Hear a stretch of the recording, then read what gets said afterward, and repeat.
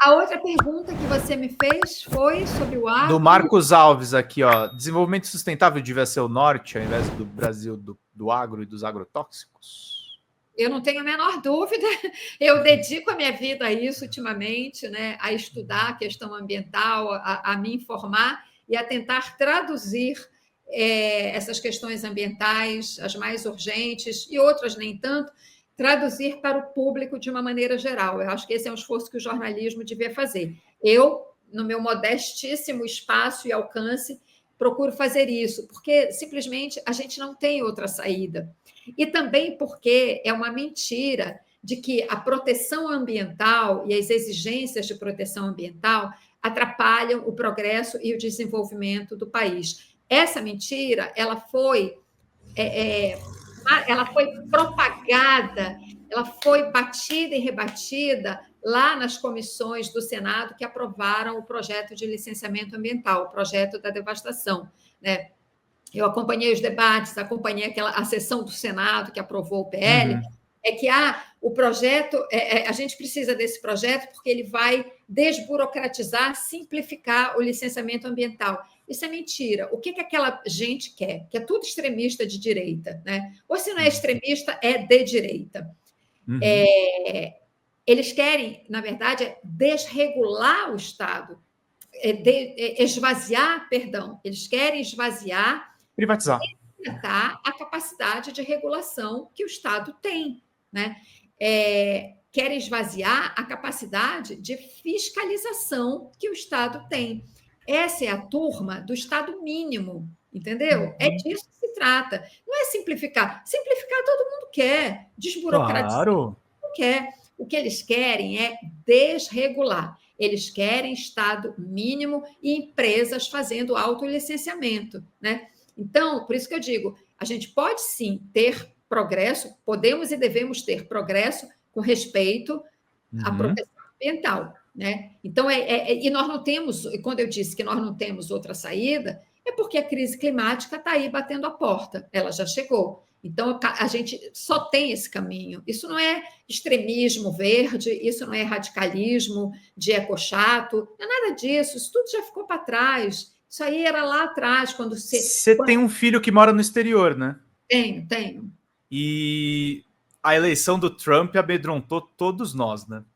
Sim, me amedrontou muito. Eu falei para ele, vem embora, mas ele quer... Volta pro Brasil! Falei, vem embora. Mas ele quer ficar lá um pouco mais, ele quer tentar, inclusive, ele já está naquele processo de obtenção, né, do green card, que chama. É um processo também super demorado, burocrático, né, para usar a linguagem aí do pessoal que eu falei no debate ambiental, mas é porque tem que ser também, né? Você quer o documento de cidadania de outro país, o país tem que examinar se você atende, né, as exigências para se tornar um cidadão lá. Só que agora o processo está muito mais complicado do que o normal, porque, na verdade, o Trump não quer dar mais documento para ninguém. Mas, enfim, o processo dele está correndo, ele quis ficar lá e está lá vendo se consegue. Mas eu falei para ele, se depender de mim, vem embora. A mãe grita mais alto. E tem tudo a ver, a gente está falando de meio ambiente, mas tem tudo a ver, gente, porque o Trump, essa extrema-direita, representa tudo que a gente abomina. Eles estão se reorganizando. E aí voltamos para o primeiro assunto. É por isso que a Carla Zambelli faz uma fuga completamente atrapalhada, mas é porque o foco deles vai ser tentar fazer uma intervenção internacional, né, Cris? Uma intervenção aqui no Brasil, você está falando? Esses caras que tentam aproximação com o Trump, a extrema-direita. Sim, mas eu sinceramente, Pedro, assim como a gente foi capaz de derrotar o bolsonarismo em 2022, eu acredito que a gente vai continuar, a gente vai conseguir derrotar a extrema-direita em 2026. Eu acho que, eu falei isso na época, aliás, até escrevi no livro, eu publiquei um livro com os artigos que eu escrevi na Folha de São Paulo durante 3 anos, você falou da Folha há pouco. Esse período da Folha me deu um livro, que é o Nós Sobreviventes do Ódio. Eu fiz uma seleção dos artigos que fazia sentido ter ali no livro, porque eu acho que o período que eu passei na Folha escrevendo, sobretudo sobre o bolsonarismo, de uma certa forma, um retrato, né, daquele período que a gente viveu no Brasil, de pandemia e tudo mais, e de ataque ao meio ambiente. Eu escrevi sobre muita coisa. e acho que ali tem um retrato do bolsonarismo. E aí, quando o livro foi publicado, o Lula tinha sido eleito, tinha acabado de ser eleito, e eu, inclusive, dedico o livro ao povo brasileiro, que reafirmou o seu compromisso com a democracia. Eu acho que o povo brasileiro, eu sei que a gente tem um traço autoritário muito forte, né, um traço violento, inclusive, muito forte, pela nossa história. Você estuda a história do Brasil, você entende esse traço muito forte, muito marcante, eu sei que a gente tem na sociedade brasileira.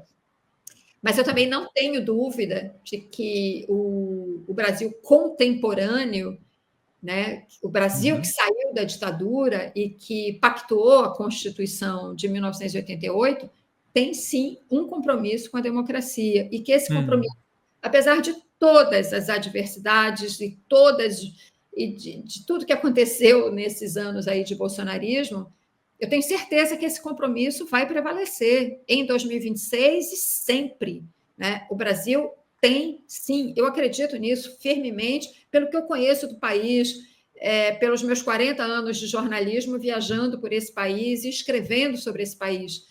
Nós temos, sim, uma vocação democrática, né? E ela vai prevalecer apesar de tudo. Acredito nisso. Você acha que essa vocação democrática é o que tornou Lula presidente 3 vezes? Com certeza absoluta. Né? O Lula, uma vez o Haddad falou sobre isso, ele diz que o Lula é um produto da modernidade brasileira. E é mesmo. Né? Aquele garoto que sai lá daquele sertão no pau de arara, chega em São Paulo, vai estudar, faz um curso de torneiro mecânico, entra numa indústria, torna-se um operário e torna-se um líder operário nas greves que enfrentaram a ditadura. O Lula é isso, a história do Lula é muito essa síntese de Brasil que eu estou falando. Né? Ele sai lá daquele sertão, né, dominado pelo latifúndio, pelos coronéis, etc., e se torna esse líder. Né? Como é que esse país não é democrático, gente? Um país que tem um Lula, um país que tem uma Marina Silva, que saiu lá daquele fim de mundo, daqueles seringais, gente. Isso torna essa mulher que é hoje, essa liderança reconhecida mundo afora, entende? Então, assim, como é que esse país não é democrático?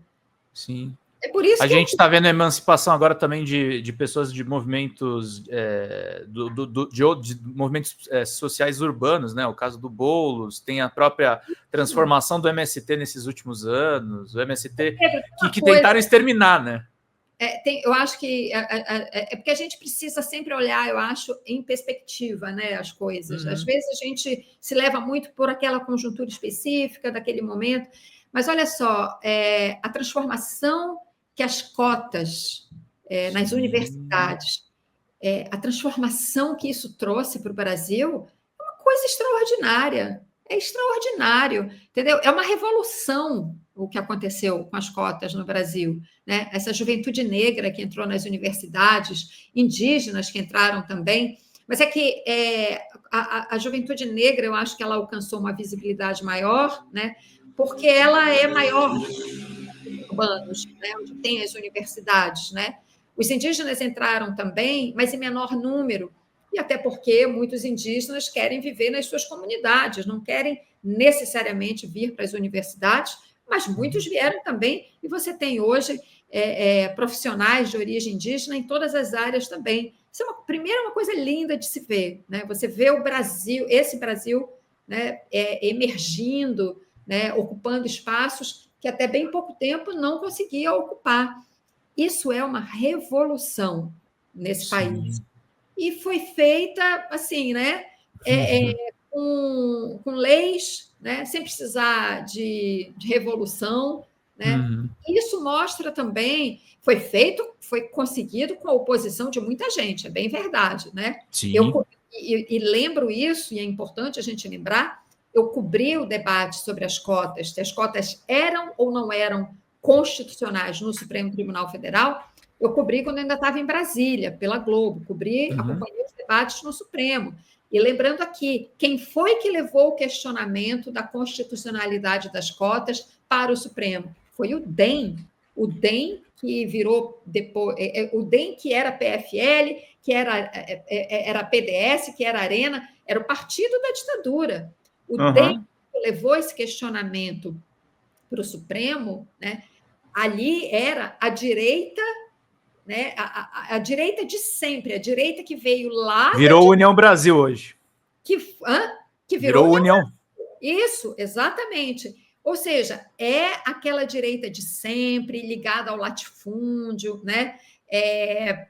Que vem da ditadura, vai se transformando, vai adotando outros nomes, vai se camuflando, tentando dar alguma aura de modernidade para a coisa mais bolorenta que existe na política brasileira.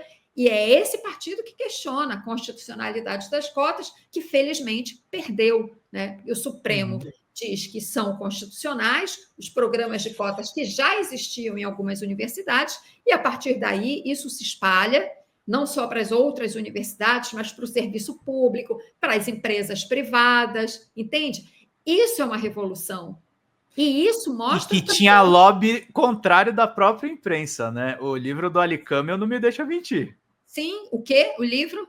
O livro do Ali Camel, Não Somos Racistas. O livro do Ali Camel, terrível, né? Mas que, enfim, quebrou a cara, né? Eu sempre fui a favor das cotas, né? Sim. Assim, fazia minhas matérias bem objetivas e tal, mas intimamente torcendo para a aprovação. E quando o Supremo, isso eu me lembro bem, quando o Supremo aprovou a constitucionalidade das cotas, eu ainda trabalhava na Globo e fiz um post no meu Facebook na época, hoje eu quase nem uso, mas na época eu usava o Facebook, dando parabéns ao Supremo por ter tornado as cotas constitucionais. Está aí o resultado. Então, assim, apesar da oposição, é claro, é aquela história do copo meio cheio, meio vazio, vão dizer, mas a direita era contra. Era contra, né? São as contradições do país, mas venceu. O Supremo disse que as cotas eram constitucionais. Foi isso que venceu. Isso é ou não é? Isso mostra ou não mostra o caráter democrático desse país? Claro que mostra, gente. Então, eu acredito, mas assim, quando eu falo eu acredito, não é uma coisa assim, não tem nada de messiânico, não é fé, eu não estou falando de fé, eu estou falando baseada no que eu conheço. Realidade objetiva. Da realidade objetiva, né? Eu olho o copo meio cheio, né? E por isso que eu acho que a gente vai vencer, a democracia vence novamente em 2026. Olha, com essa declaração de princípios, eu encerro minha participação, que eu vou viajar amanhã cedo. Boa viagem, Cris. Obrigado pelo seu tempo, viu? Fala, pessoal da Folha Democrata, aqui é Pedro Zambarda, editor do canal. Falar um pouquinho a respeito da necessidade de vocês financiarem a Folha Democrata, gente. A Folha Democrata é financiada através de um Pix chamado Folha Democrata, é o endereço do Pix, né? folhademocrata@gmail.com. Nós precisamos do nosso jornalismo financiado por vocês que são do nosso público, porque nós passamos vários perrengues aqui com o YouTube, vocês sabem muito bem. E mesmo assim, graças a essa comunidade muito unida, a gente conseguiu fazer lives históricas, acompanhar praticamente ao vivo a campanha do Guilherme Boulos, trazer informações exclusivas a respeito de Gustavo Gayer, de Olavo de Carvalho, de todos os bolsonaristas, combater as fake news e tudo o que a gente acompanha. Por R$80 no nosso Pix, você ganha um curso de roteiro para série, o que é muito importante se você é artista, roteirista, se você lida com essas práticas da economia criativa. Outra forma de você colaborar também é se tornando membro aqui do nosso canal. Isso é muito importante para você fazer as suas atividades por aqui, porque você tem acesso a vídeos exclusivos e nós temos um curso de jornalismo básico para você poder acompanhar a partir de R$5, que é ministrado por mim. A gente tem aí quase uma dezena de aulas e muito conteúdo para você poder acompanhar. Meus caros, minhas caras, financiem o jornalismo independente, financiem o jornalismo que se posiciona à esquerda, financiem o jornalismo na internet, que traz informações confiáveis, checadas, que cruza informações e que trata você, que é o nosso público, de uma maneira muito séria. Vida longa e próspera, gente. Cuidem dos seus. Até mais. Tchau, tchau.